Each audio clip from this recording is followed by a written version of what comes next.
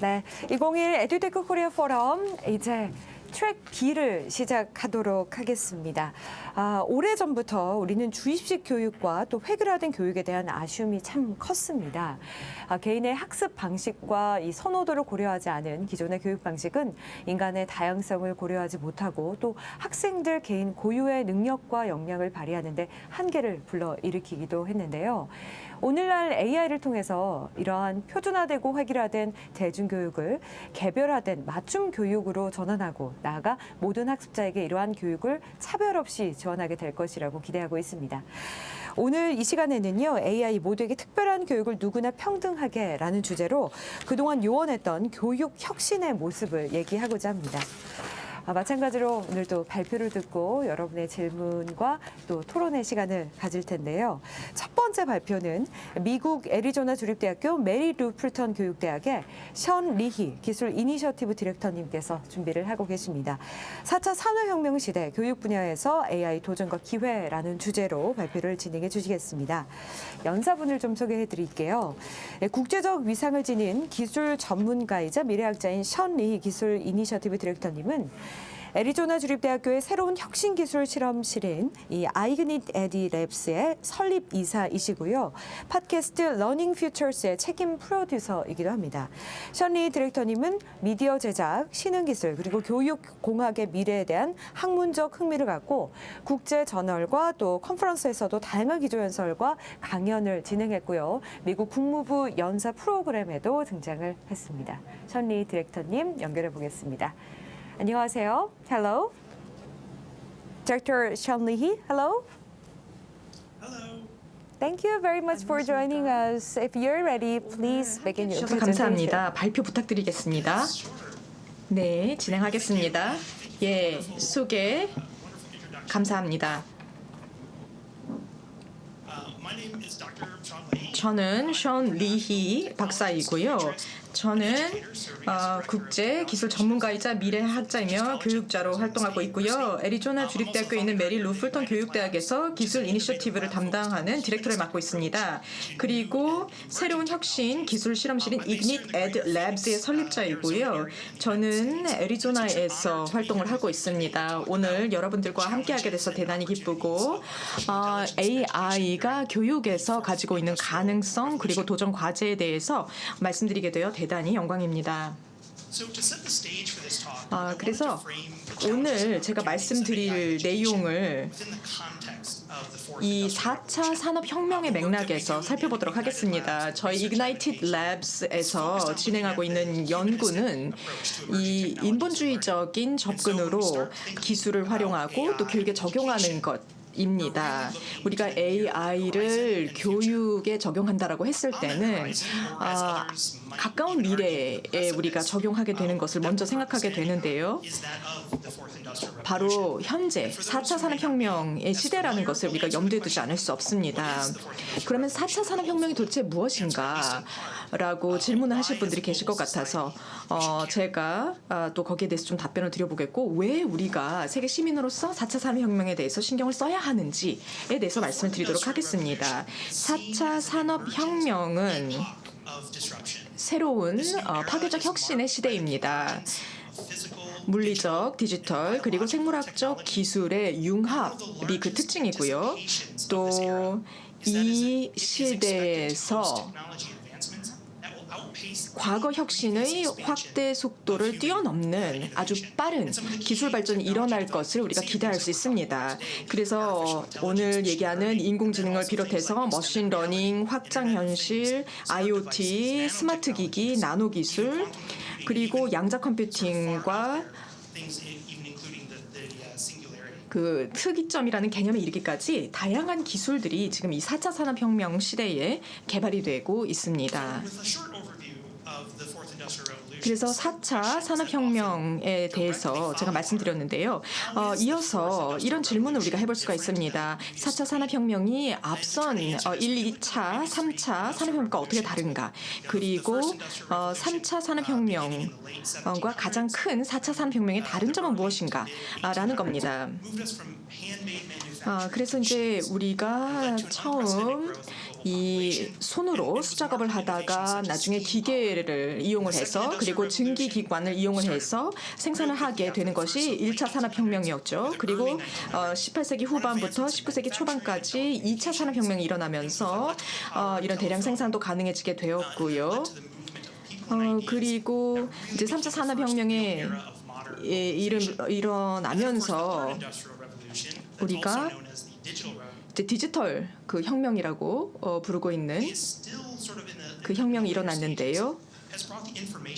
이 정보 시대를 가져왔습니다. 마이크로 프로세서, 인터넷, 스마트폰, 그리고 줌과 같은 기술들이 결국은 3차 산업혁명의 산물이라고 할 수 있겠습니다. 그렇다면 3차 산업혁명과 4차 산업혁명의 차이는 무엇일까요? 크게 이 세 가지 요소에 대해서 집중해서 볼 수 있겠습니다. 속도, 다시 말하면 혁신의 속도죠. 그리고 범위입니다. 글로벌한 영향을 미친다라는 점이고요. 그다음에 시스템 영향입니다. 그러니까 완전히 새로운 시스템이 창조되기도 하고 기존의 시스템이 완전히 쇠퇴하고 바뀌어 나가는 그런 것들을 우리가 4차 산업혁명에서 볼 수가 있습니다. 지금 이 시대를 제가 구분해서 그림을 그려왔습니다. 이 1, 2, 3차 산업혁명과 4차 산업혁명의 차이를 보시면 엄청난 그 복잡성의 증대를 4차 산업혁명에서 우리가 목도할 수가 있습니다. 그리고 각각의 이런 혁명의 시대 에는 또 새로운 도전 과제 그리고 불확실성 그리고 예기치 않았던 그런 결과가 도출이 됩니다. 제가 이 4차 산업혁명의 아주 시급한 과제라고 제목을 붙였는데요. 클라우스 슈와브 박사가 원래 얘기했던 내용입니다. 이 4차 산업혁명에 대해서 이 월드 에코노믹 포럼에서 말씀하셨던 박사님이신데 이분께서 이런 세 가지의 도전 과제를 얘기를 했습니다. 우리가 이런 과제를 충분히 고려하지 않으면 미래에 존재론적 위기까지 올 수 있다라는 것을 지적하고 있습니다. 예를 들면 공정한 분배, 그러니까 산업혁명의 이런 열매가 공정하게 분배되도록 어떻게 할 것인가. 이것도 굉장히 중요한 이슈겠죠. 그리고 리스크 관리의 외부 효과, 그러니까 취약계층을 어떻게 돕고 또 취약계층이 피해를 입지 않도록 어떻게 보호할 것인가. 그리고 인간의 가치가 존중되어야 된다라는 점도 중요합니다. 기술이 우리의 주체성을 빼앗아가지 않도록 해야 되겠죠. 그래서 클라우스 슈와브 박사님이 이런 얘기를 하셨습니다. 인류 역사상 지금처럼 희망과 위험이 컸던 시기는 없었다라고 얘기를 하셨습니다. 그러니까 어떻게 보면 우리가 불을 가지고 노는 것과 같은 상황입니다. 우리는 하나의 글로벌 사회로서 지금 4차 산업혁명의 혁신이 앞으로 어떤 양상으로 펼쳐질지 그리고 어떠한 엄청난 영향을 가져올지 충분히 이해하고 있지 못합니다. 그래서 우리는 매우 신중하게 조심하면서 우리가 이런 기술들을 개발하고 활용함으로써 우리가 창조한 것에 의해서 우리 스스로 파괴당하지 않도록 노력해야 하겠습니다.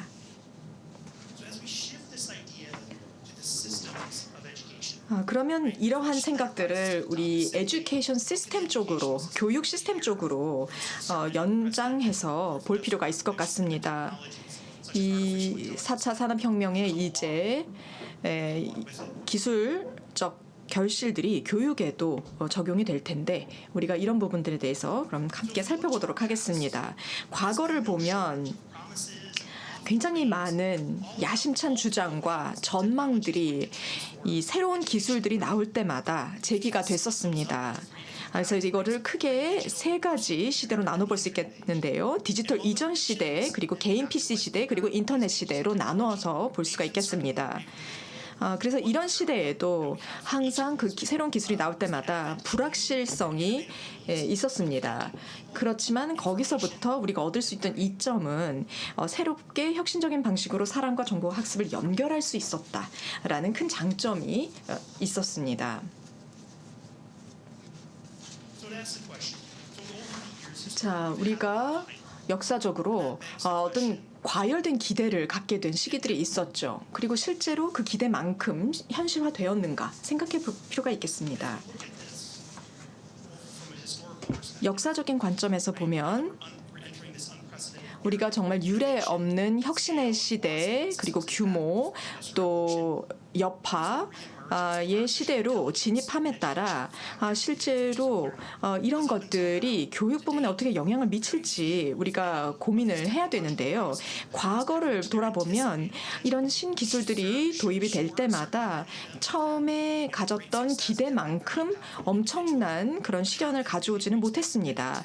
물론 어느 정도의 개선이 있었지만 궁극적으로 그 엄청난 전망과 그 가능성들이 다 현실화되었느냐 살펴보면 실제로 그렇지는 않습니다. 신기술이 디지털 기술이 정말 우리를 더 전통적인 방법보다 배우는데 효과를 가져오는가, 더 뛰어난 학습 성과를 도출해 주는가, 이것에 대해서는 아직 논란의 여지가 있는 상태입니다. 그래서 우리가 AI가 교육에 미치는 영향을 중심으로 좀 더 구체적으로 살펴볼 필요가 있겠습니다. set of key questions, sort of 몇 가지 질문들을 우리가 다뤄볼 수 있겠는데요. AI 기술이 교육을 how can AI technologies and platforms 향상시킬 수 있도록 어떻게 활용될 수 있는가? 그리고 AI 기술과 플랫폼이 선생님들과 학습자를 지원하는 방식으로 어떻게 활용될 수 있는가? 그리고 우리가 보다 인본주의적인 접근을 가지고 어떻게 이런 기술들을 활용할 수 있을까라는 질문들이 중요할 것 같습니다. 그럼 AI가 교육 부문에서 어떻게 활용이 될 수 있는가를 전반적으로 도식화해봤습니다. 지금 보시면은 오렌지색으로 원이 그려져 있고 초록색으로 또 원이 그려져 있습니다.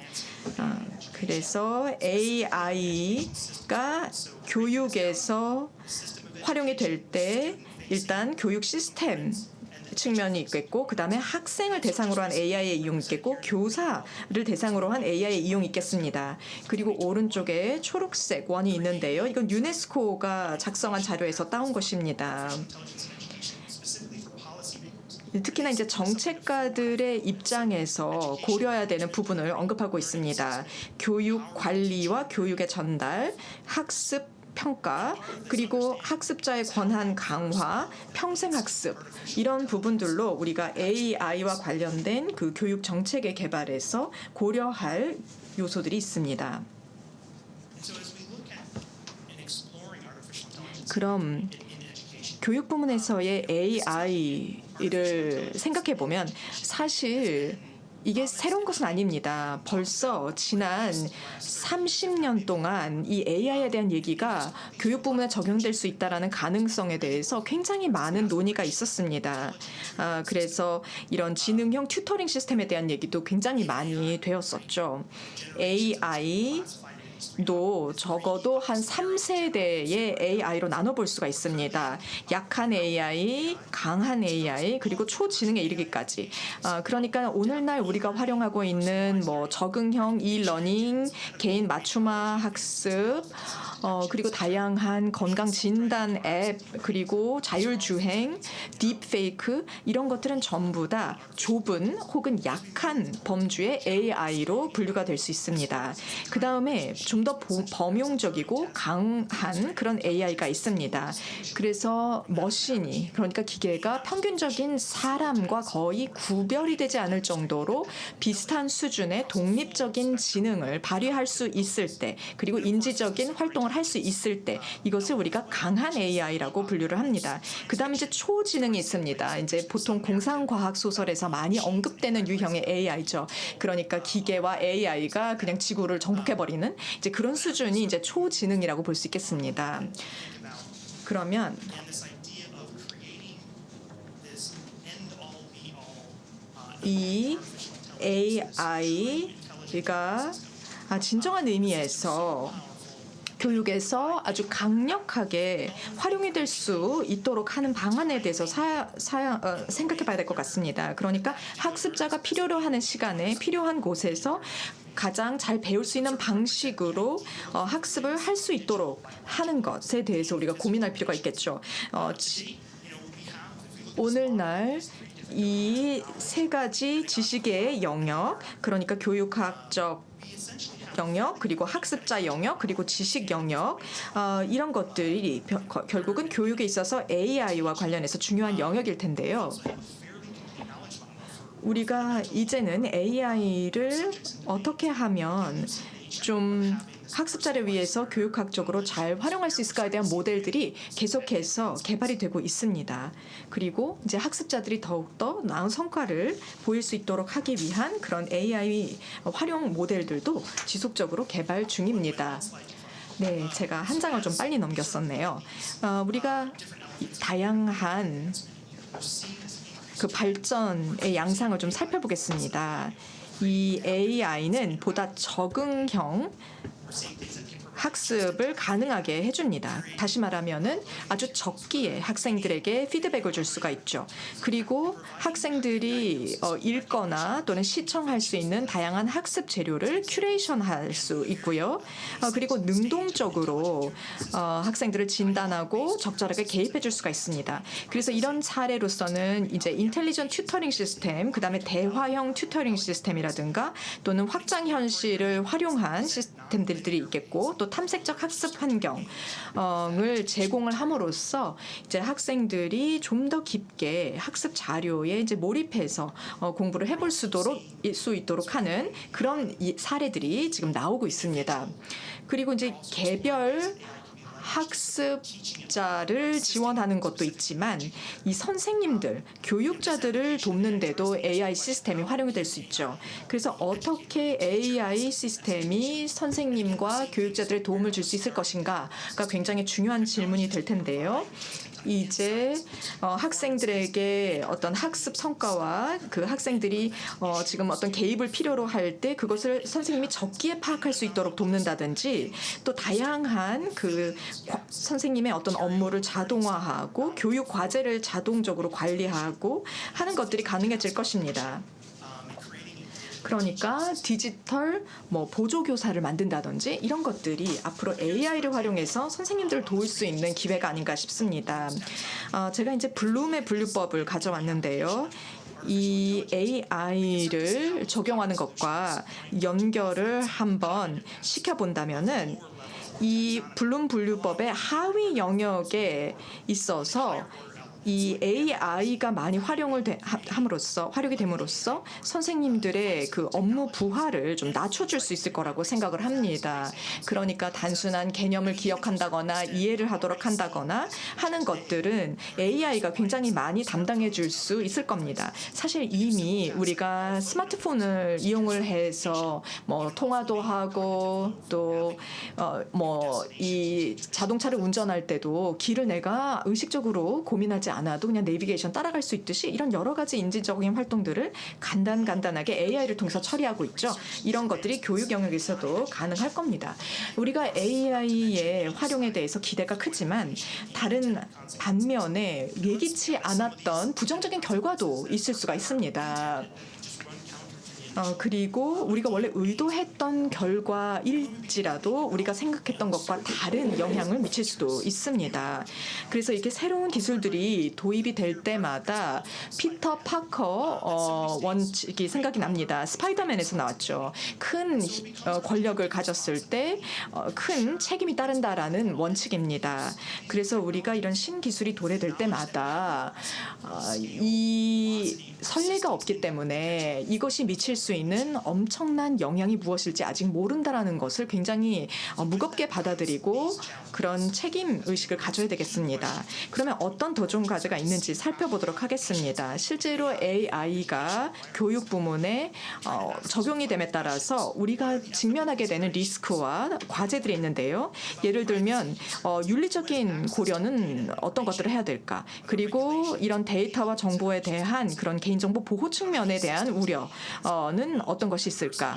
또 법률적인 고려사항은 무엇이 있을까? 또 다양성과 평등성, 또 포용성을 어떻게 증진하는 방향으로 AI를 활용할 수 있을 것인가? 혹시 시스템에서 소외되는 사람들이 생기지는 않을까? 그리고 우리가 기술을 활용을 하면서 오히려 잃게 되는 것은 있지 않는가? 예를 들면 자율이라던가 그리고 관점이라던가 주관성, 주체성 이런 것들을 잃게 되지는 않을까? 이런 과제들을 우리가 생각해 볼 필요가 있습니다. 우리가 이런 질문들을 고민하면서 제가 아까 보여드렸던 그런 시급한 당면 과제들을 우리가 다룰 수 있게 되는 것 같습니다. 그래서 우리가 관련된 의사결정을 할 때 이런 것들을 염두에 두어야 되겠습니다. 또 이 장표는 AI를 실제로 구현을 할 때 우리가 고민해야 하는 10가지 질문을 열거한 것입니다. 우리가 실제로 어떠한 목적을 위해서 AI를 활용하고자 하는 것인가? 또 이 AI가 전제하고 있는 것은 무엇인가? 또 데이터는 어떤 걸 축적할 것이고 이것을 누가 책임지고 관리할 것인가? 또 이 시스템이 윤리적으로 문제가 발생했을 때 우리가 이것을 어떻게 대처할 것인가? 등등의 여러 가지 과제가 남아 있습니다.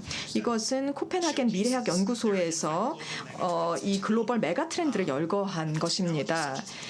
AI와 같은 기술 그리고 혁신이 이런 모든 영역에서 발생하고 있다는 것입니다. 그리고 교육 부문에만 영향을 미치는 것이 아니라는 겁니다. 과거에 많은 기술들도 그랬듯이 어떤 특정한 영역에서 기술이 성공했을 때는 그것이 또 교육 영역으로 확장되는 경우가 많이 있었습니다. 그래서 우리가 이런 메가 트렌드를 지금 다른 여러 가지 부문에서 보고 있는데 이것이 궁극적으로는 교육에도 영향을 미칠 수 있다는 걸 염두에 둬야 됩니다. 그래서 다른 부문 또는 다른 시스템의 AI가 발전을 했을 때 그것이 교육에 어떤 영향을 미칠 것인가 항상 주목해야 되겠습니다. 이것을 생각하면서 제가 좀 마무리를 해야 할 것 같은데요. 사실 이런 파괴적 혁신은 어디서든 올 수 있습니다. 우리가 미래를 예측하려고 하는 것이 아니라 미래를 대비해야 된다는 겁니다. 그리고 기억해야 될 것이 기술은 결코 중립적인 것이 아니라는 겁니다. 그 기술에는 다양한 가치가 담겨 있습니다. 가치관이 전제되어 있죠. 그리고 기술이 실제로 실행 과정에 통합이 될 때 문화적인 방식으로 구현이 된다는 겁니다. 그리고 학습을 제한하거나 또는 학습의 양상을 완전히 바꿔놓을 힘을 기술이 가지고 있다는 것을 염두에 둬야 되겠습니다. 다시 제가 그 슈와브 박사님의 그 인용구를 가져왔는데요. 여러분들께 상기시켜 드리고 싶은 것이 있습니다. 이것이 우리의 시대이고 그렇기 때문에 우리가 책임을 지고 AI가 좀 더 나은 미래를 위한 그런 기술이 될 수 있도록 할 책임이 있다는 것입니다. 다시 한번 말씀드리지만 우리가 미래를 예측하려는 것이 아니라 보다 인본주의적인 접근으로 신기술을 교육 시스템에 활용하는 것이 중요하다라고 말씀을 드리면서 정리하고 싶습니다. 오늘 여러분들께 발표드릴 수 있는 기회를 주셔서 감사합니다. 다른 발표자분들의 발표도 너무 기대가 됩니다. 감사합니다. 네, 감사합니다. 션리 디렉터님의 강연 함께 하셨습니다. 4차 산업혁명 시대, 교육 시스템 도전과 기회 그 어느 때보다도 정말 두드러지고 있는데요. 교육 분야에서의 AI의 새로운 역할에 대해서 다시 한번 짚어주셨고요. 부정적인 결과, 의도되지 않은 결과에 대해서도 설명을 해주셨습니다. 우리가 항상 이 미래 예측을 하는 것이 아니라 미래를 대비해야 한다라는 말로 오늘 강연 마무리해 주셨습니다. 여러분의 의견과 질문 기다립니다. 잠시 후에 Q&A 시간에 다시 한번 모셔보도록 하겠습니다. 자, 다음 발표를 소개해 드리겠습니다. 다음으로는 LG CNS AI 튜터팀, 이 AI 튜터팀의 강호용 책임님께서 발표를 준비해 주셨는데요. 기업과 공교육에서 인공지능 기반의 영어 회화 서비스 적용 사례 및 의의라는 주제로 발표를 해 주시겠습니다. 발표자를 좀 소개해 드리겠습니다. 강호용 책임님은 LG CNS에서 IT 시스템 전문가로서 역량을 쌓고 다양한 활동을 하셨습니다. 특히 이 비대면 학원비 결제 서비스를 전국의 약 1000여 개 학원에 적용하는 등 온오프를 융합하는 서비스에도 경험을 쌓았으며 2019년부터는 어학업체들과 제휴해서 인공지능 기반으로 외국어 말하기 서비스를 출시하고 AI 튜터 회화 영어 담당자로서 제휴 확대 및 서비스 고도화의 역할을 담당하고 계십니다. 강호영 책임님 지금 현장에 나와 계시는데요. 바로 발표 청해 듣도록 하겠습니다. 예, 안녕하십니까. 저는 LG CNS라는 회사에서 인공지능 기반의 영어 말하기 서비스 AI 튜터 리사 를 담당하고 있는 강호용 책임이라고 합니다. 저희 브랜드인 리사는 Language Interactive Speaking Assistant의 약자이고요. 저희는 Your next tutor is not a human이라는 모토를 가지고 서비스를 진행하고 있습니다. 제가 오늘 말씀드릴 내용은 어떻게 저희 AI 튜터 리사가 만들어졌는지, 그리고 어떤 서비스들을 제공하고 있는지, 그리고 어떤 특장점을 가지고 어떤 분들이 어떻게 사용하고 있는지 그 의미에 대해서 좀 말씀을 드리고자 합니다. 예, 본격적으로 시작하기 전에 간단한 질문을 하나 드리면서 시작하고자 하는데요. 예, 여러분의 영어는 안녕하십니까? 네. 예, 참 어려운 질문이죠. 예, 아마 이게 숫자가 보이실 거라고 예상이 되는데 10 years, 10 years, 다 예상하시겠습니다만 초등학교 때부터 저희가 이제 영어 공부를 해온 기간입니다. 10년 이상. 이렇게 오랫동안 영어 공부를 하시는데 영어 말하기를 잘하십니까? 나 자신 있게 잘한다 이렇게 말할 수 있는 분 계십니까? 많이 없을 거라고 생각이 되고요. 그러면 왜 그럴까요? 먼저 그 수치에 대해서 한번 좀 더 살펴보고 그 이유를 다시 한번 더 말씀을 드리고자 합니다. 자, 35라는 숫자가 보이시죠? 이 숫자는 세계에서 한국이 읽기 능력 35위. 괜찮습니다. 근데 121위. 세계에서 한국이 말하기 능력 121위. 와, 제 이 수치를 보면서 정말 쇼킹했습니다. 121위가 뭡니까? 121위가. 아주 쇼킹했습니다.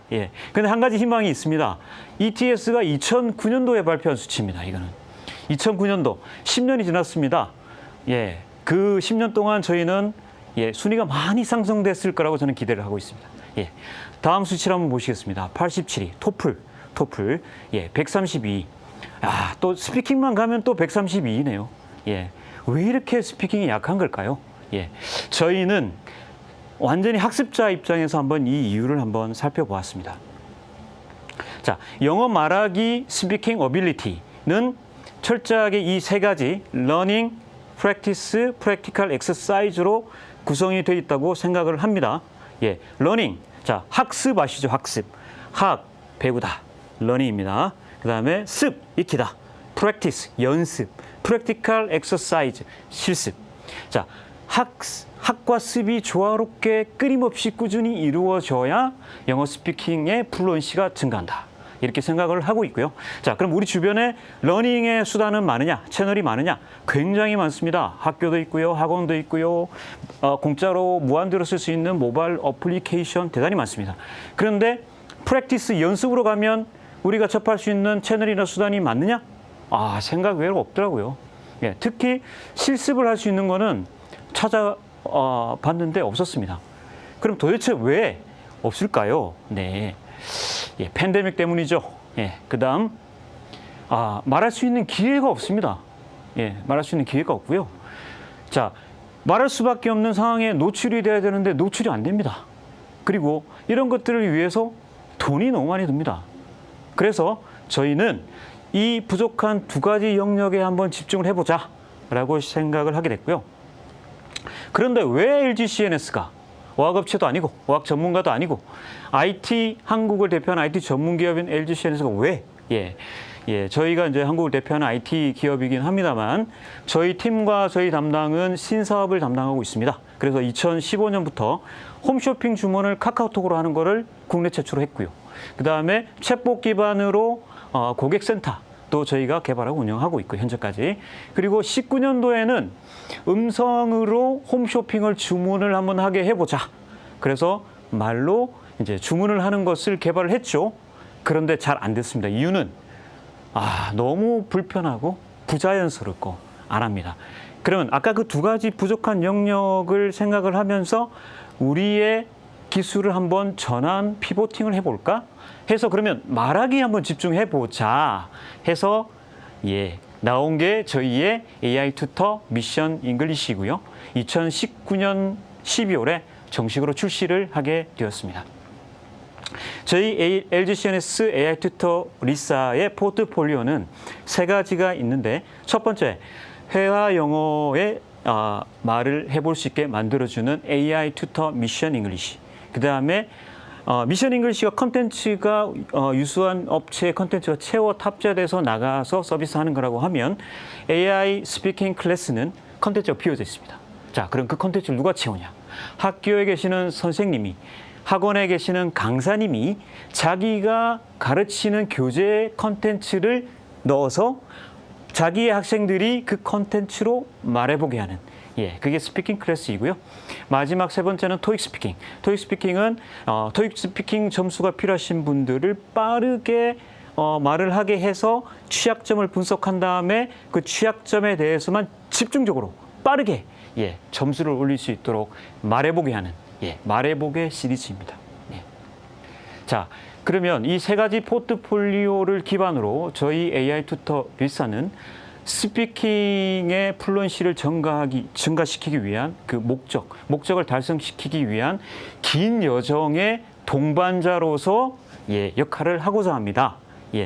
그 스피킹을 잘 하기 위해서는 오르막도 있고 내리막도 있고 여러 가지 굴곡도 있고 유혹도 많을 거라고 생각합니다. 그럴 때마다 저희 그 세 가지 포트폴리오 서비스와 말하기 마라톤이라는 마라톤 대회, 그 다음에 스피킹 배틀이라는 게이미피케이션, 그 다음에 같이 학습해서 챌린지할 수 있는 소셜 스피킹을 통해서 여러분의 스피킹 전의를 지원하고자 합니다. 그럼 먼저 AI 튜터 미션 잉글리시에 대해서 조금 더 구체적으로 한번 살펴보겠습니다.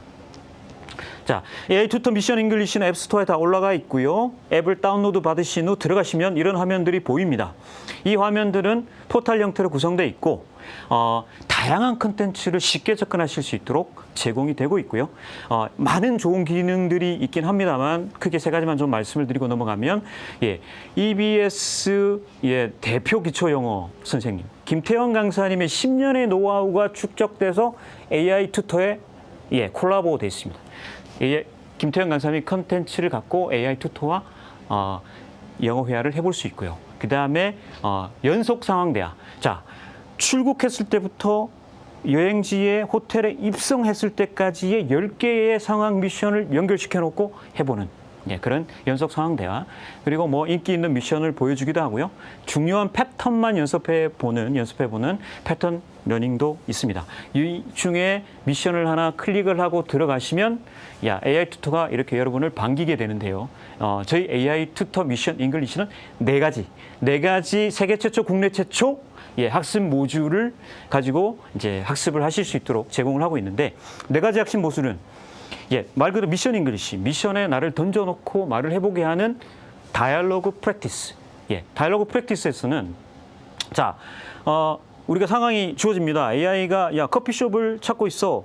어디가 좋은 커피숍인지 물어봐. 라고 이제 AI가 이야기를 하면 제가 Is there a nice coffee shop around here? 라고 이야기해요. 정답이죠. 그러면 다음 대화 이렇게 넘겨주고 만약에 내가 is there 밖에 이야기를 못했어. 그럼 AI 튜터는 친절하게도 nice 커피숍이라는 힌트를 주죠. 근데 내가 만약에 is 밖에 못했어. 그럼 정답을 다 주죠. 다음 대화로 넘어가시라고 이렇게 친절하게 다이얼로그를 해볼 수 있고 패턴 프랙티스에서는 around here이 패턴이야. 그러면은 is there a nice coffee shop around here?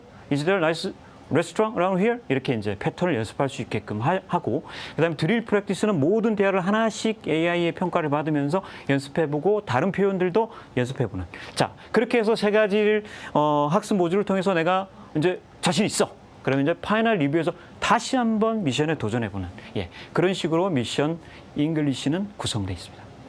이 미션 잉글리시와 AI 토익 스피킹은 한국 영어학회에서 인증서를 받았고요. 그 다음에 국내 유수 어업체, 이름만 들어도 아시는 그런 업체들의 컨텐츠가 탑재되어 있고 기업 교육 시장에 저런 유명한 업체들이 지금 현재 판매를 하고 있습니다. 현재 150개에서 200개의 국내 유수 기업에서 저희 AI 투터와 토익 스피킹을 사용하고 있고요.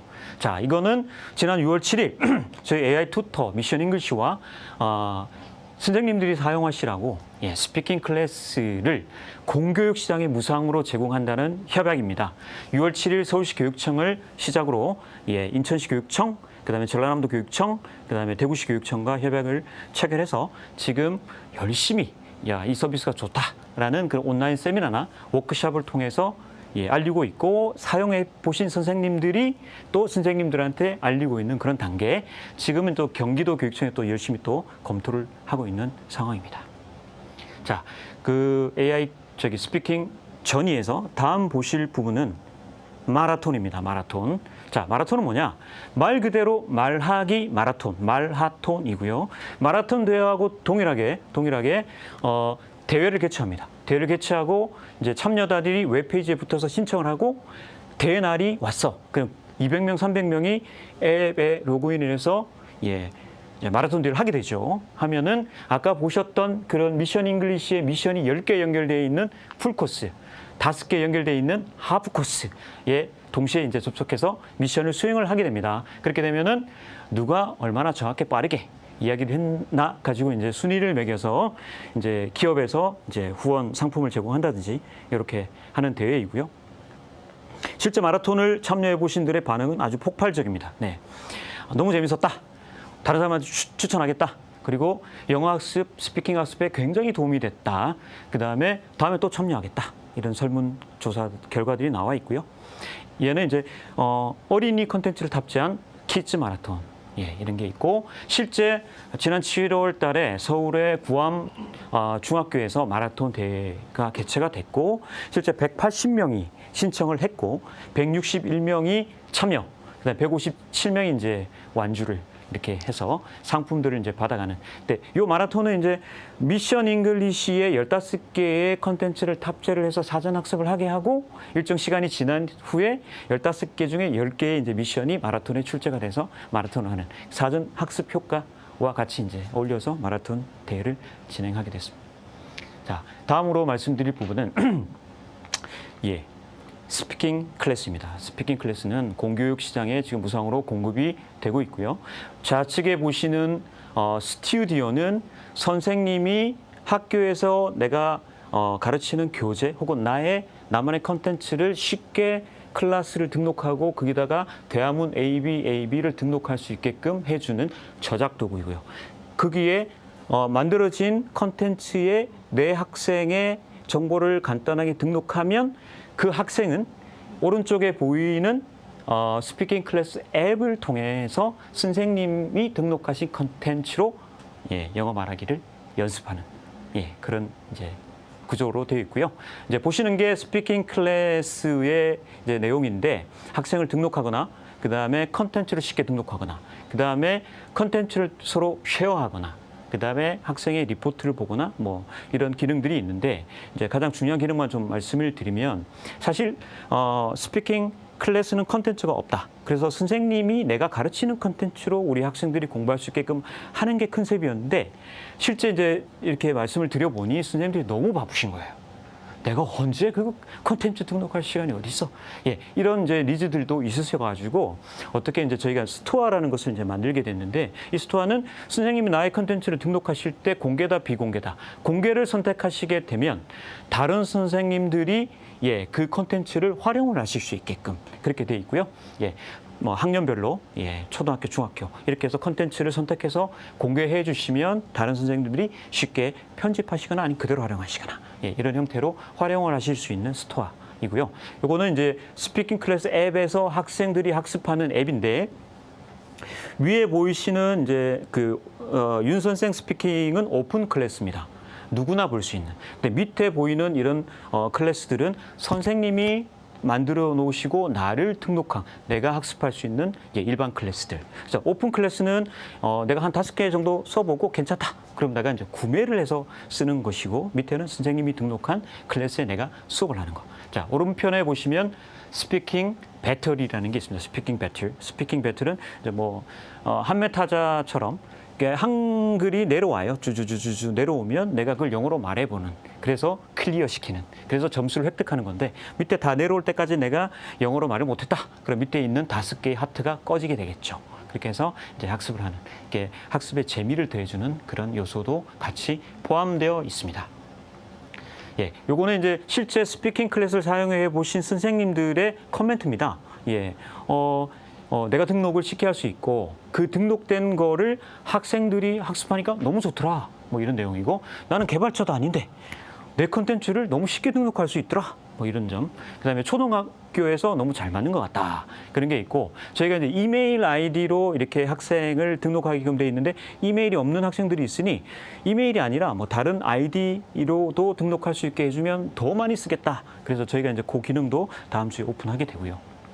요거는 이제 양천 중학교 선생님의 이제 코멘트인데 마찬가지로 교과서에 있는 내용을 중요 표현을 등록하고 학생들이 쉽게 그걸로 학습할 수 있다. 그게 너무 좋다. 그리고 AI 기반의 프로그램들을 많이 찾아봤다. 그런데 찾아본 것 중에 얘가 최고더라. 이런 이야기도 있고요. 그 다음에 스토어, 컨텐츠 스토어가 너무 유용하다. 앞으로 많이 쓰일 수 있겠다. 이런 이제 좋은 말씀들을 많이 해주시고 계십니다. 자, 우리 스피킹 전이의 이제 마지막입니다. 토익 스피킹. 토익 스피킹은 파트별로 내가 말을 해볼 수 있게 하고 말한 결과를 가지고 이제 진단을 하죠. 진단해서 내가 어디가 부족한지. 전치사가 부족하다. 그럼 전치사가 많이 포함되어 있는 콘텐츠를 추천. 그것만 집중적으로 연습할 수 있게끔. 예, 이런 형태로 이제 구성이 되어 있습니다.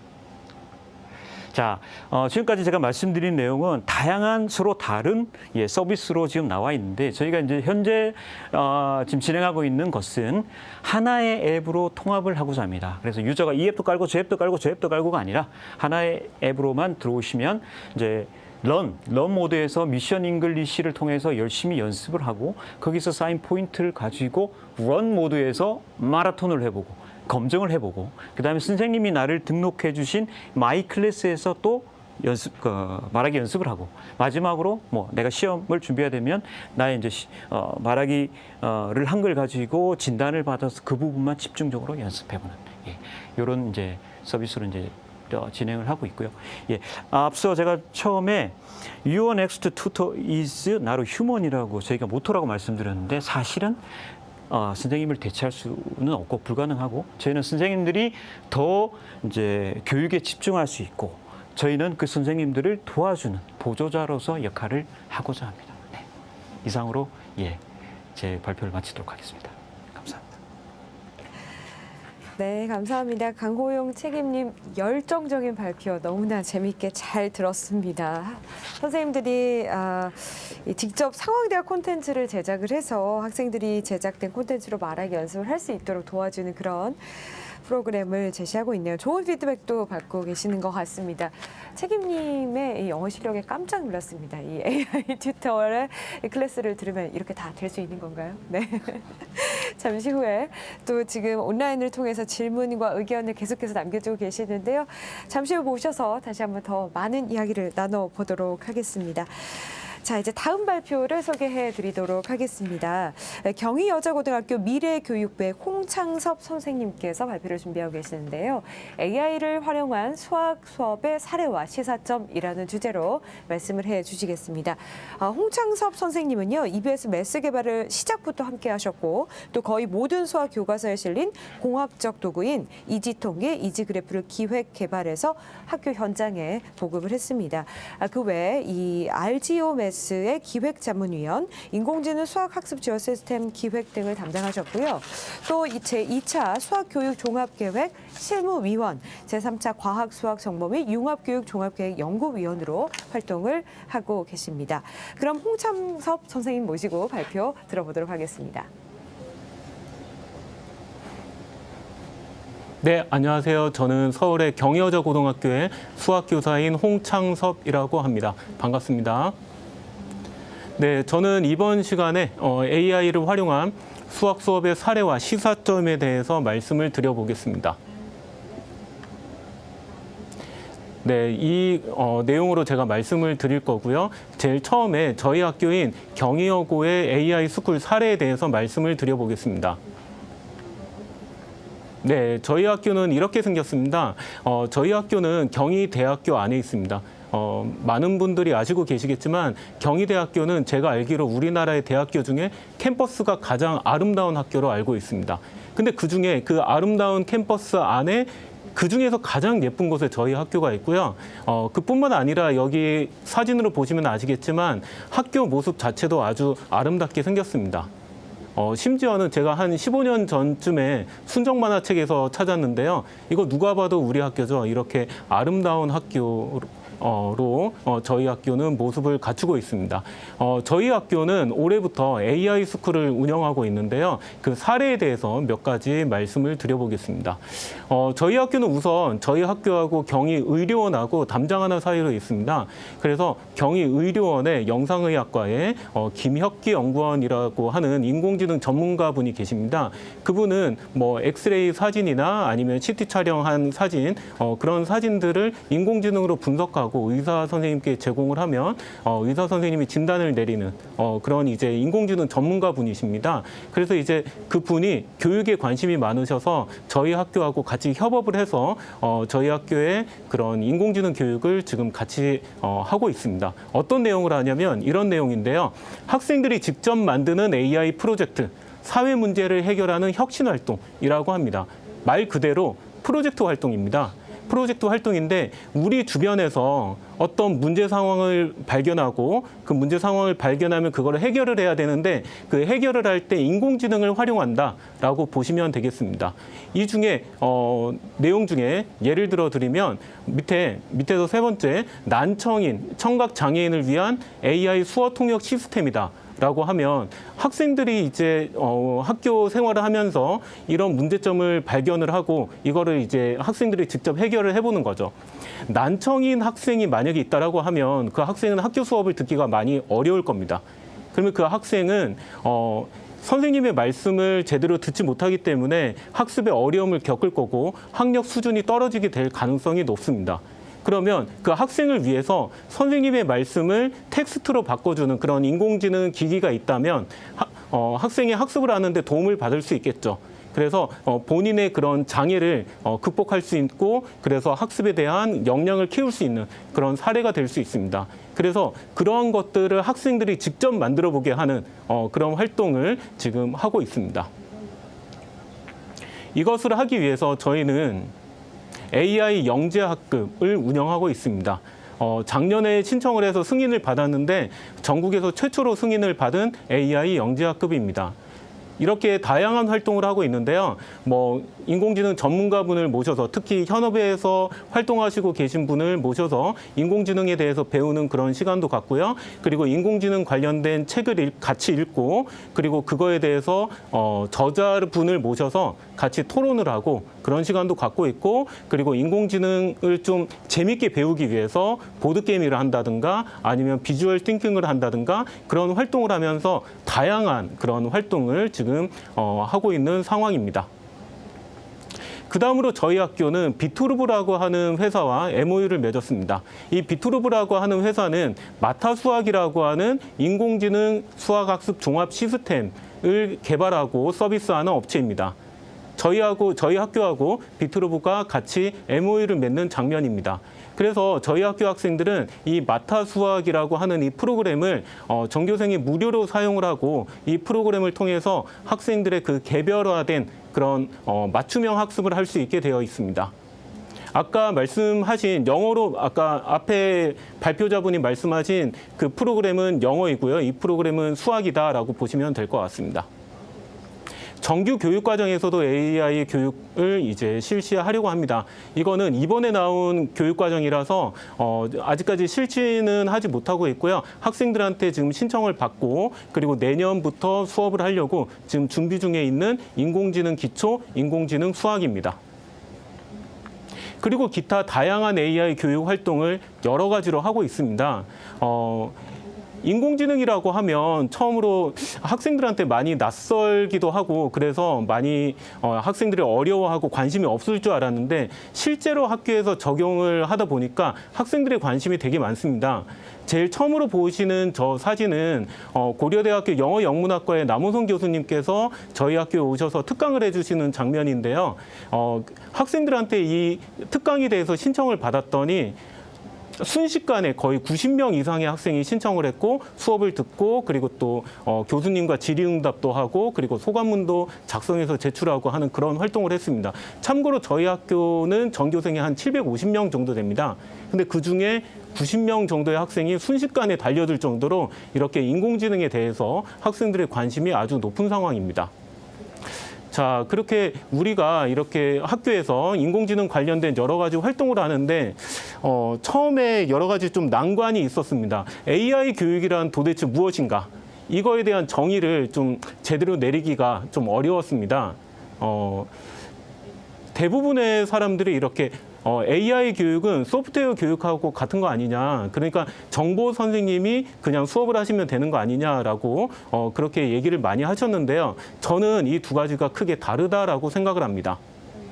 그래서 인공지능 교육에 대해서 정확한 정의를 내릴 필요가 있는데 오른쪽 아래에 보시는 저 한국교육과정평가원에서 나온 연구 보고서에 이 내용이 나옵니다. 이 정의를 하고 있습니다. 그래서 인공지능 교육이라고 하는 거는 인공지능에 대한 교육, 그리고 또 인공지능 활용 교육, 이것을 모두 다 얘기하는 거다라고 합니다. 인공지능에 대한 교육이라고 하는 거는 아까 말씀드린 인공지능 기초, 인공지능 수학, 이런 과목들을 배우고 그리고 여러 가지 인공지능 자체에 대해서 교육을 하는 그런 활동이라고 볼 수 있고요.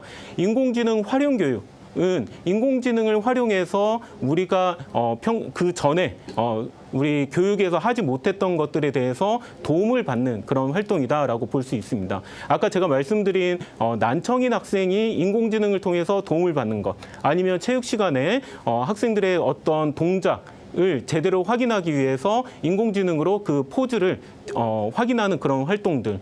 아니면 아까 저희가 하는 마타 수학 같은 경우에는 저는 이제 그 이전에 저희 학교에서 하지 못했던 것들을 좀 도와주는 활동이라고 생각을 합니다. 왜냐하면 저도 이제 지금까지 여러 해 동안 수학 교사를 하고 있지만 솔직히 말씀드리면 제가 가르치는 학생들의 수준에 대해서 정확히 알지는 못합니다. 한 반에 30명에서 40명 정도 되는 학생이 있다라고 할 때 그 학생 한 명 한 명이 어느 정도 수준의 수학의 그 학습 역량을 가지고 있는지, 어떤 내용, 어떤 개념은 제대로 알고 어떤 개념은 어떻게 모르는지 그런 부분에 대해서 정확하게 한 명 한 명 정확하게 파악하고 있다라고 하는 거는 솔직히 말씀드리면 자신이 없습니다. 근데 그런 부분을 우리가 잘 하지 못하는 그런 부분을 인공지능이 도와줘서 학생 한 명 한 명의 개별적인 맞춤형으로 그런 교육을 할 수 있다라고 하는 건데요. 제가 오늘 말씀드리는 부분은 이 인공지능 활용 교육에 대해서 좀 사례를 특히 수학 과목에 대해서 말씀을 드리려고 합니다. 학교 수학 수업에서의 AI 활용에 대해서 말씀을 드려보겠습니다. 여러 가지 많지만 지금 시간이 짧기 때문에 크게 두 가지 정도로 좀 말씀을 드려보겠습니다. 지금 나오는 여러 가지 프로그램들은 인공지능 수학학습 지원 시스템에 대한 그런 내용인데요. 특히 오른쪽에 나오는 교원의 레드펜 AI라고 하는 것은 제가 따로 이렇게 옆에 보여드리는 거는 좀 신기한 부분이 있어서 그렇습니다. 우리가 어떤 수학 문제를 풀 때 그 문제, 객관식 문제라고 합시다. 그러면 그 문제를 풀어서 맞췄다라고 하면 그 문제를 학생이 이해해서 알고 맞췄는지 모르고 맞췄는지 그거에 대해서는 사실은 알기가 어렵습니다. 근데 여기에서는 아이 트래킹이라고 하는 기술을 사용을 하더라고요. 그래서 아이 트래킹으로 학생들의 눈동자, 시선을 파악을 한 다음에 학생이 문제를 풀어서 답을 맞췄지만 그거를 알고 맞췄는지 모르고 맞췄는지 그거를 알아내서 학습자한테 피드백을 준다라고 합니다. 이렇게 우리가 그 전에 하기 어려웠던 그런 부분을 AI가 도와주기도 합니다. 콴다라고 하는 프로그램인데요. 이 프로그램은 워낙 유명해서 많이 아실 거라고 생각을 합니다. Q&A라고 하는 거를 붙여가지고 콴다라고 하는데요. 이 프로그램은 이렇게 볼 수 있습니다. 수학 문제를 볼 때 예를 들어서 수학 문제를 하나 제일 왼쪽에 나오는 것처럼 사진으로 찍었습니다. 그렇게 되면 여기 자체 내에서 머신러닝으로 분석을 해서 이 문제하고 똑같은 문제나 아니면은 유사한 문제를 찾아내서 추천을 해줍니다. 그래서 두 번째, 세 번째에 해당하는 그런 화면이 나오는데요. 그러면은 거기 내부에 저장이 돼 있는 이미지 풀이가 나온다든가 아니면은 그 안에 멘토 역할을 하는 사람이 그 문제에 대해서 풀이를 해서 제공을 해주는 그런 서비스입니다. 제가 이 콴다를 처음에 접한 거는 한 4, 5년 전인 것 같은데요. 처음에 나왔을 때 너무 편하고 좋은 거예요. 그래서 엄청 많이 사용했고 주변에 많이 추천을 하고 활용하게 이렇게 학생들한테 지도하기도 했는데 점점 솔직히 말씀드리면 점점 가면 갈수록 사용이 뜸해지기 시작했습니다. 왜냐하면 이 프로그램을 사용을 할 때 저도 이제 수학 선생님이니까 수학 문제를 많이 풀겠죠. 근데 풀다 보면 막히는 문제가 있어요. 막히는 문제가 있을 때 제가 별다른 고민 없이 이걸 찍어가지고 콴다로 찍어서 풀이를 확인하게 되더라고요. 근데 저는 거기서 별다른 고민 없이라고 하는 그 부분에 대해서 조금 생각이 깊었습니다. 왜냐하면 수학 교육에 대한 본질적인 그런 내용을 그 생각을 좀 하게 됐습니다. 저는 수학 교육이라고 하면 수학을 우리가 왜 배우는가라고 하면 수학은 깊이 있는 생각을 하기 위해서 생각하는 힘을 키우기 위해서 수학 교육을 한다. 이렇게 생각을 하거든요.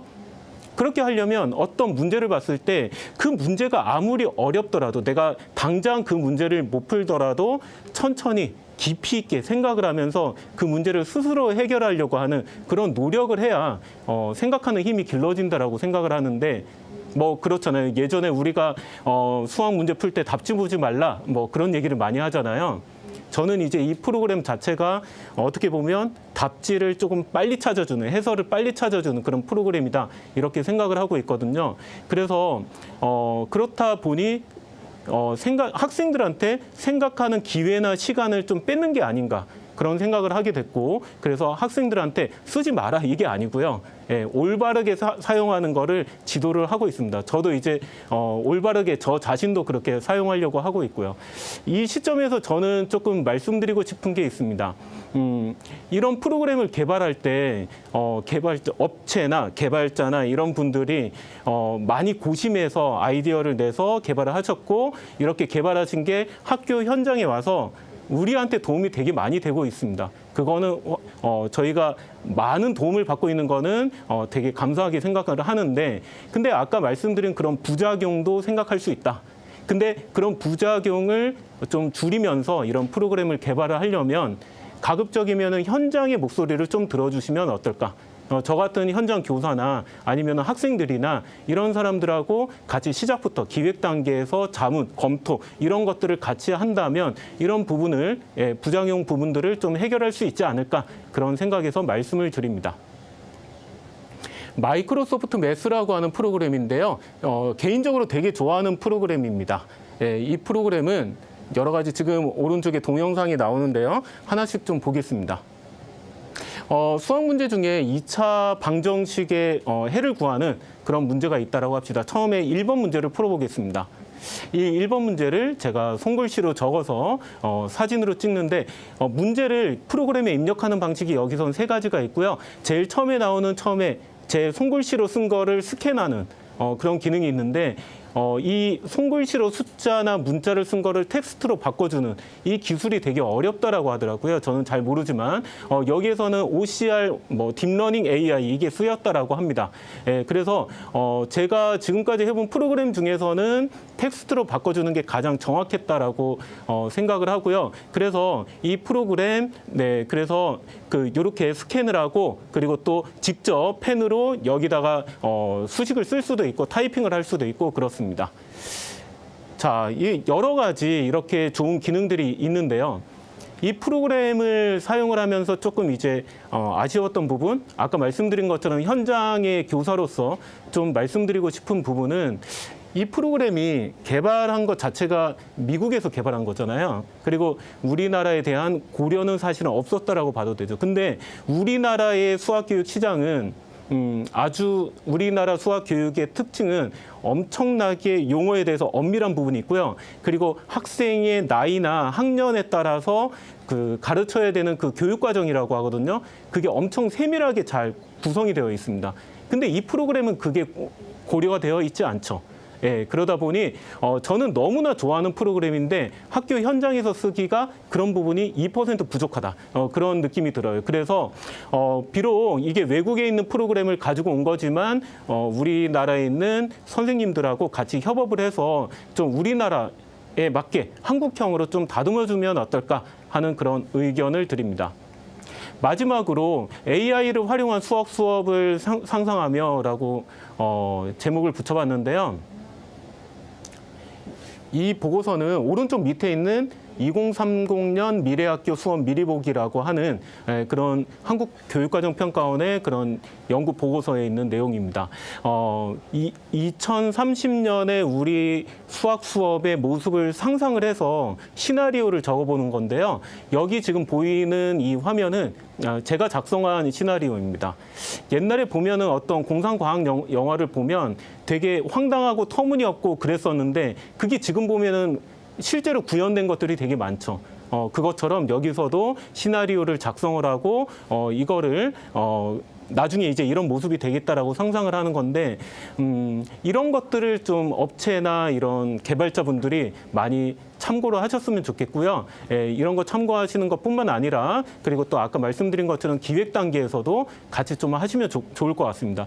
이거는 이제 작년에 한 건데요. 한국교육과정평가원에 저하고 다른 연구원님하고 같이 작성한 그런 시나리오이고요. 수학 수업에 인공지능이 적용되었을 때의 그런 시나리오를 상상을 해서 한번 적어본 겁니다. 지금 현재 있는 그런 제품들을 활용해서 한 건데 이런 것도 같이 해보면 좋겠고요. 그래서 결론을 말씀드리면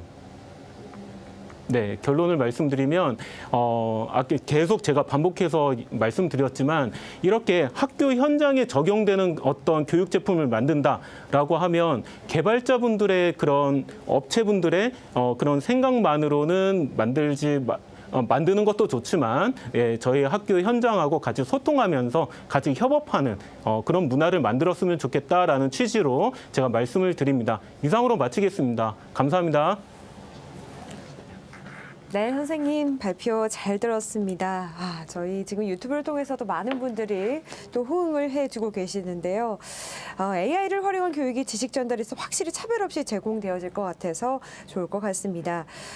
이를 활용한 결과를 가지고 학생들에게 맞춤형 교육을 구성하는 것은 선생님들의 역할이 클 것 같아서 선생님들의 역량 증진을 위한 교육 또 AI 보급 체계가 잘 자리 잡았으면 좋겠습니다. 김지선 님이 좋은 의견 주셨습니다. 자, 이렇게 해서 발표 준비된 세 개의 발표 함께 하셨고요. 이제 여러분의 의견, 질문을 함께 이야기 나눠보는 시간을 갖도록 하겠습니다. 저희가 시간이 그렇게 충분하지가 않아서 각 연사별로 한 개씩 질문을 드릴 수 있을 것 같아요. 지금 천리희 교수님께서도 접속을 다시 해주셨습니다. Thank you very much. 자, 질문 먼저 천리희 교수님께 드리도록 하겠습니다. 기술은 중립적이지 않다. 가치관이 반영된다는 말씀에 정말 공감합니다. 교사 중에도 AI 기술 적용 등의 수업을 받아들이지 못하는 분들이 꽤 있습니다. 가치관을 어떻게 변화하게 할 수 있을까요? 이런 질문 김은정님께서 주셨습니다. 션리 교수님. Yeah, I'll do my best to 네, 제가 그 질문에 대한 답변을 드리도록 최대한 노력을 하겠습니다. 사실 미국에서도 비슷한 문제가 많이 있습니다. in dealing with this idea, and I think I made a mention of it, and also just 제가 Mr. Hong made a 그것을 언급을 했었고 그리고 이제 홍 선생님께서도 약간 언급을 하신 것 같은데요. 이 AI를 교육에 적용한다라는 것은 굉장히 복합적인 문제입니다. 왜냐하면 AI 자체가 굉장히 포괄적이고 폭넓은 개념이기 때문입니다. 그러니까 AI를 컴퓨터 공학이라든가 전산 능력의 어떤 일환으로서 생각해 볼 수도 있겠고 아니면 실제로 AI를 실용적으로 하나의 도구로서 활용을 해서 다른 목적을 지향할 수도 있겠죠. 예를 들면 아까 그 청각 장애인들을 위한 그런 이제 통역 앱에 적용하는 것 이런 것들을 말씀하셨는데 비슷하다고 생각합니다. 그래서 교육자들이 AI를 좀 더 적극적으로 수용할 수 있도록 하기 위해서는 제가 아까 제시했던 그런 질문들에 대한 논의가 공개되고 또 투명한 방식으로 이루어져서 우리가 왜 이 기술을 이용을 해야 하고 어떤 목적으로 이용하는 것이고 하는 것들이 충분히 논의가 되는 것이 중요하다고 생각합니다. 사실 이게 기술이 나오게 되면은 이것이 뭐 교육을 완전히 바꿔놓을 것이다. 이런 큰 전망이 나옵니다. 근데 꼭 그렇지만은 않죠. 앞서서 그 실제로 선생님께서 진정성 있게 이런 수업 시간에서 AI를 활용을 해서 학습 결과를 개선하는 것을 보여주셨는데요. 단순히 기술을 위한 기술로서 이것을 채택을 하신 것이 아니라 정말 학습 효과를 높이기 위해서 활용을 하고 계신 것이죠. 그렇게 하기 위해서는 기술이 실질적으로 지향해야 하는 교육 영역에서의 목표가 무엇인지에 대한 충분한 논의가 이루어져야 된다고 생각하고 그것이 투명하게 이루어져야 된다고 생각합니다. 선생님들께서 뭐 개인 정보에 대한 우려 때문에 또는 이게 충분히 왜 이 기술이 도움이 되는지 이해를 하지 못하셔서 그런 저항이 있으실 수 있거든요. 그래서 우리가 오늘날 정말 스마트폰을 이용을 해서 정말 다양하게 활용하고 있는데 그럴 때 발생되는 그런 데이터를 누가 관리하고 누가 수집하고 누가 통제하고 있는가 이런 질문들을 지금 IT 부문에서 산업 부문에서 많이 하고 있죠. 마찬가지로 교육에서도 이런 질문들이 될 필요가 있습니다. 학생들이 이런 기술을 활용을 하게 되었을 때 발생하는 개인정보 보호 이슈의 문제로부터 어떻게 보호를 받도록 할 것인가 라는 것은 굉장히 중요하다고 생각하고 우리가 책임성 있는 AI를 교육 부문에서 구현하기 위해서 이러한 논의들이 활성화돼야 된다고 생각합니다. 그냥 단순하게 이 기술이 있으니까 사용해 하면 그냥 모두 다 적극적으로 수용하는 것이 아니라 이런 문제를 우리가 충분히 고민해야 된다고 봅니다. 기술을 위한 기술이 아니라 이 효과적인 교육을 위한 기술, 학생을 위한 기술 이런 내용들이 충분히 논의가 되어야 된다. 이런 자리가 많아져야 된다라는 말씀으로 요약할 수 있을 것 같습니다. 션리 교수님에 대한 응원의 메시지, 감사 메시지가 굉장히 많습니다. 하리 람살 님도요. Thank you very much for the useful discussion. 그리고 수근조 님도 I get a lot of AI education insights. 잘 감사의 메시지 많이 보내주고 계십니다. 감사합니다. 홍창섭 선생님도 질문이 너무 많아서 제가 하나만 꼽기가 너무 어렵습니다. 사실 저희가 이제 곧 점심시간이라서 시간이 조금 지났는데도 질문을 드리도록 할게요. 기술의 격차가 교육 본질을 훼손하는 건 어떻게 해결할 수가 있을까요? 줌 활용 능력, 구글 사용 능력, 메타버스 사용 여부 이런 것들 곧 수업의 역량이 되기도 하는데 가끔 교사가 기능직 같은 느낌이 들 때도 있는데요. 김은정 님이 이렇게 말씀해 주셨습니다. 이런 현상, 미래 교육으로 가는 과도기 현상으로 봐야 할까요? 이런 고민을 또 보내주셨습니다. 김은정 님이요. 네. 그 부분에 대해서는 여러 가지로 어려운 부분이 많이 있는 것 같고요. 앞으로 갈수록 이 현상은 더 심해질 거라고 생각을 합니다. 가면 갈수록 디지털의 기기나 그런 이제 내용에 대해서 좀 거부감을 느끼는 그런 사람이 분명히 있을 거고요. 네. 지금 현재 겉으로 보이는 거는 잘하는 사람만 보이기 때문에 그것 때문에 오히려 더 소외받는 사람이 더 생길 거라고 생각을 하는데 이런 부분에 대해서 조율하고 그런 사람을 좀 배려하고 네. 하는 그런 거는 앞으로 지속되어야 된다라고 생각을 하고요. 네. 그리고 새로운 기술에서 어떤 어려움이 있다라고 하는 거에 대해서는 개인적으로 그 프로그램을 개발할 때 좀 잘 만들어야 된다 그런 생각을 하는데요. 아까 저를 소개해 주실 때 이지통계, 이지그래프 이런 네. 프로그램에 대해서 말씀을 하셨는데 쉽게 해야 됩니다. 그래서 우리가 학습을 할 때 그런 도구 사용에 방해가 받으면 안 된다. 네. 그런 생각을 하기 때문에 프로그램을 교육용으로 개발할 때는 학생이나 교사나 이런 수준을 잘 생각해서 앞으로 개발했으면 좋겠다라는 의견 드립니다. 네, 말씀 고맙습니다. 마찬가지로 홍창섭 선생님께도 응원의 메시지가 굉장히 많은데요. 윤수진님께서 어제부터 많은 교사분들의 수업에 대한 열정을 느꼈고요. 저도 그분들과 같은 수업을 해보고 싶다는 생각이 들었습니다. 홍창섭 선생님을 통해서 놀랍고 새로운 프로그램들을 알 수 있어서 참 유익했습니다. 더 이롭고 효율적인 교육을 위해서 학교 현장의 목소리가 반영됐으면 좋겠다라는 말씀을 해주셨어요. 아까 기획 단계부터 현장의 목소리를 들어야 된다고 언급을 해주셨는데 동의한다 이런 말씀이었습니다. 네, 강호영 책임님 마찬가지로 질문이 굉장히 많은데요. 하나만 꼽아내서 자, 사람마다 영어 발음과 유창함의 정도가 다르죠. 그래서 이 리사가 얼마나 넓은 범위까지 인식할 수 있는지 궁금합니다. 연콩님 이런 질문 주셨어요. 예, 저희가 이제 음성 인식 기술을 이제 구글 API를 사용을 하고 있습니다. 그래서 구글 API는 이제 미국의 이제 네이티브 스피커 를 이제 기준으로 해서 이제 서비스를 제공하고 있고요. 근데 이제 저희가 이제 마음만 먹으면 기술적으로 세팅해서 영국식 영어, 미국식 영어, 호주식 영어, 한국식 영어 학습을 해서 한국식 영어 다 가능합니다. 그래서 이제 그거는 어떤 영어를 원하시느냐에 따라서 저희가 얼마든지 서비스를 제공해 드릴 수가 있습니다. 굉장히 똑똑하네요, 리사가. 네, 하나만 더 드릴게요. 어학의 경우에는 스터디 플로우가 비교적 단계가 명확하다 이런 말씀이 있으셨습니다. 명확하고 단순해서 현재 AI 수준으로 비교적 고퀄의 서비스가 가능할 것 같은데요. 혹시 다른 과목, 특히 예체능 교육에서 AI 적용 시도하실 계획이 있으신가요? 라고 정현규 님이 질문 주셨습니다. 실제 이제 저기 교육청에 이제 제휴를 하면서 봤는데 예체능은 아직이고요. 네. 한국어. 그러니까 다문화 가정이나 이런 쪽에서 한국어의 니즈가 굉장히 많더라고요. 그래서 저희가 다른 많은 이제 서비스 개선들이 있음에도 불구하고 다 뒤로 제치고 한국어 서비스를 개발을 시작을 하고 있고요. 네. 예. 그 외에 이제 한국사나 국어 이렇게 이제 그런 것들도 이제 저희가 시도를 해봤고 이제 저희가 여유가 된다 그러면 얼마든지 이제 개발해낼 수 있을 것 같습니다. 네, 계속해서 다른 영역으로의 이제 확장을 계획하고 계시고 한국어 이렇게 역사까지 진행하고 있다는 말씀이었습니다. 마찬가지로 스피킹 플루언시 향상을 위해서 AI 이용하는 것이 너무나 고무적입니다. 항상 영어를 배울 때 회화가 가장 어렵다고 느꼈는데 오늘 강연이 너무 도움될 것 같아요. 김지윤님, 서게이 킴님 이렇게 또 응원의 메시지를 보내주셨습니다. 자, 이렇게 해서 이번 트랙의 발표 그리고 Q&A 시간까지 마무리를 하도록 하겠습니다. 수고해주신 세 분께 다시 한번 감사의 말씀을 드리겠습니다. 자, 이렇게 해서 B1의 발표를 모두 마치도록 하겠습니다. 저희 이제 시간이 다 되어서요. 이번 시간 마무리하고 다음 1시간 정도 휴식 시간을 갖고 이후에 오후 세션 이어가도록 하겠습니다. 12시 50분에 트랙 B2에서 인사드리겠습니다. 잠시 후에 뵙겠습니다. 고맙습니다.